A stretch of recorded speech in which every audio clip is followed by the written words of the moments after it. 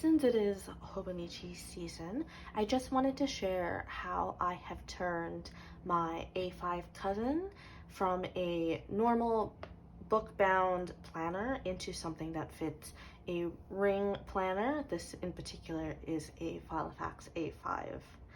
So I'll quickly go over why I've switched into a ring-bound planner. I'll show you how it looks in a ring-bound system, and then I will also briefly go over what you'll need to do this, as well as the instructions for doing so. So previously, when I was younger, I have used normal book-bound systems. Growing up, I tried loose terms when I was doing bullet journaling. I tried a couple of other different notebooks. In the past couple of years, I've used Midori notebooks as planners. I've used traveler's notebooks both in blank inserts to make my own and used their weekly systems. I have used the Hobonichi A6 and I have used the Hobonichi Weeks. And most recently, I was using the Sterling Ink Common Planner, which I was using from January up until about the end of April of this year.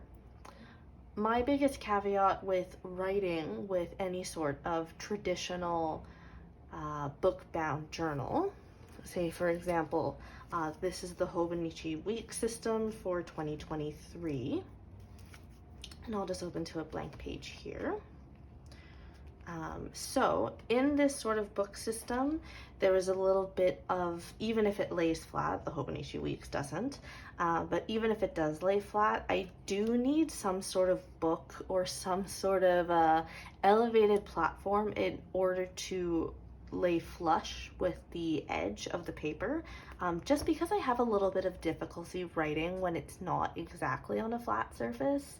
My pen grip gets a little bit different. There's a bit more strain on my wrist because I grip my pen a lot harder, and I do find it a lot more difficult to control how my writing looks. It gets a little bit messier, and so the edges of my pages I always disliked a lot more, just because I was having difficulty with this, and my desk would always get more cluttered because I would need books all lined up along the side.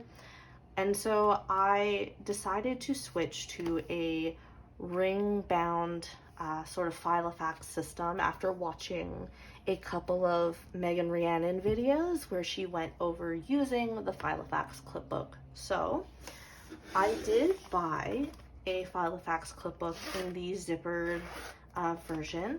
It does open by pulling open the sides like so. I switched out of it, one, because the black was a little bit too dark on my desk. Another is that I take a page out every single day to write it just against my desk. And so pulling it open every day, I was a little bit worried that I would, A, wear out this mechanism, and B, that I may accidentally rip the pages, because in this system previously, I was making my own printouts using Kokuyo business paper, which feels a little bit more like standard copier paper in weight, but I knew I would eventually be either switching to Tomoe River paper or something else that was a little more thin, so I was worried. And so I got this Filofax original planner, and I did get it in the I got it in the nude color as you see here, so this is just the A5 size. I bought my Hobonichi Cousin. This is the first one that I've ever bought. I did buy it a couple of days ago, and it was a little bit intimidating to cut it open, I'm gonna be honest.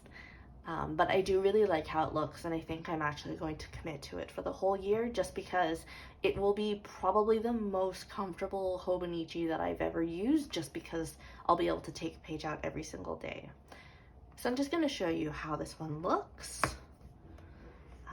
I've seen others, the original blog post that I followed for how to do this does have the cover for the Hobonichi on here.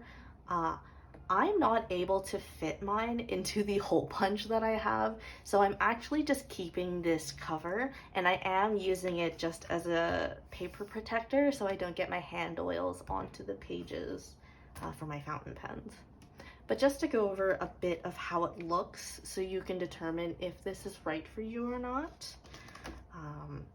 Here is a view of the monthly pages, so you can see that the hole punch does go through a little bit of the actual writing space. It's really just on the edges of the frames. If this bothers you, that's up to you, but it doesn't bother me too much because I honestly don't use the monthly pages very much. I will mostly be using this likely for just ink swatches. Here's the vertical pages. The hole punches again are going through mostly the edges of the boxes, but as you'll see, at least on this side presenting of the paper, the holes are mostly going through where the hours are for your daily sort of logging. Doesn't really bother me. I won't be putting something that close to the edges that kind of interferes with the numbers. It may be a little more in the way for this sort of side of the page, but for me it doesn't really matter too much because I'm only just kind of putting in a general idea of what I did for that day in those. And then in terms of daily pages, again, the rings are going through a bit of the actual frame of the box. On this sort of side of the paper, you'll see that the ring binding does go through the hourly section for the scheduling, so it's probably not going to be in the way. And whereas on the other page, it's mostly just going through the frame, and there's so much space because it's a cousin that personally for me, it doesn't matter too much. This may bother some people as well because of the rings, but I think it'll be nice to have it sort of in this system, mostly because there will be a lot of space for if you have any ephemera, if you have any sort of souvenirs or brochures maybe that you like to attach to your pages. It won't bulk it up as much as it would in a traditional bound planner book. And as well, if it does happen to get too full, if you had a slimmer ring planner, you would be able to just take the pages out and archive them throughout the year, either by month or whatever sort of system works best for you. So I'll just give you a little peek of what those special little extra pages at the end are. You'll see that I did kind of mess up on some of the edges, especially for the back pages. Not the biggest deal for me because at the end of the day, going through all of this just for memory keeping will probably be the best for me. I think I'll be more interested in that rather than these little markups that I've done myself. And that was mostly because I wanted to do this at home and I was a little too impatient to go outside for this cutting, but I'll get into that afterwards. This is just a look at sort of the back pages and how it cuts into things. Again, you can see where I've sort of made this page a little more jagged. I messed up a little bit more on the back pages. So it does kind of cut in through these little boxes here. If you write large, it may be a bit of a hindrance for some of the little boxes. If you write a little bit smaller, then it shouldn't make a difference at all. But that again is up to your personal preference. And then we'll just see here, kind of goes through a little bit of the diagrams, but it isn't too much of a big deal for me. And then in terms of that 365-day checkoff sheet, it kind of interferes with a little bit of the numbers, but not too much personally. I don't really know if I'll be using this because I did kind of abandon mine in the Hobonichi weeks, but hopefully I can make some sort of use for this for something. So that was how it looks in this system. So I'll go over what you would need to do this if you're interested in doing so. So just in terms of how I went about doing this, when I kind of got swept up in the Hobonichi excitement for this year, with the launch date coming out for all of them, I was interested to see if anyone had put their Hobonichi into a ring system beforehand. I did find a blog post where the author did mention how they did it and they laid out their instructions pretty well, so I'll put a little link somewhere around here. I'll include it in the description as well because it did give me the confidence to be able to do this by myself. So unfortunately, I can't show you the actual process. They do have photos for how they did it. generally you would find the exact center of your Hobonichi so that you can see where the pages have the least resistance to be able to start gently prying the book apart, because you want to get that back seam off of your pages. So once it is sort of gently pried off of the edge, you'll be able to cut it in half so you have two equal individual books of your Hobonichi now. The author does mention that you can bring your sides of your Hobonichi to a Staples or a Kinko's or some other sort of print shop variation in case you don't have a guillotine cutter, because the print shop hopefully will be able to do that for you, and you could just ask them to cut off roughly 1 centimeter from the edge of the book so that all the pages are separated and individual. I was a little bit impatient, so I decided to do all of it by myself at home the same day I bought it. I don't have a normal swing guillotine cutter. I do have this sort of one that you push to go along, so I can only do a couple pages at a time, but I was using like a little wooden block to make sure the pages usually lined up just very close to this A5 line, to be able to get rid of the rough edge on the side for most of the pages. You saw a few in the back were a little bit messy, let's say. So if you do decide to do this at home, hopefully you have a guillotine cutter. I used this, I bought it a couple of years ago, just sort of like rolling rotary cutter built into it. I had a ruler and an X-Acto knife just to be able to get to some of those edges as well. Though I did try just going through all the pages.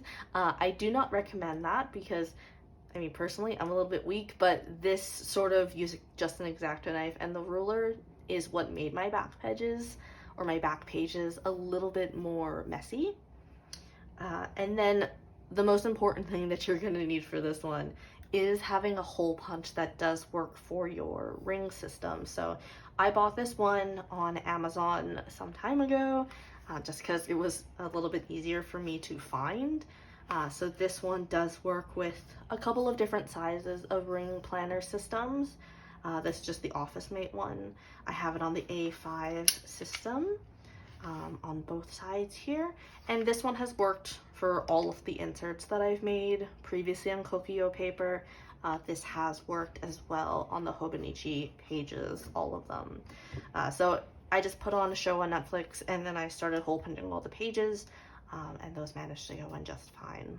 I wore gloves the entire time that I was doing this process because I didn't want to get any of my hand oils on the paper. So if you're if you wear a lot of hand cream or you're worried about that, then I would recommend wearing some gloves while you're doing it. That is basically everything. Those are the reasons why I switched to a ring bound, the reasons why I decided to cut up my Hobonichi and put it into a ring bound planner, as well as vaguely the instructions, but mostly you'll be able to find them using the blog post, which I will again attach here. I think this is really going to work for me for 2024.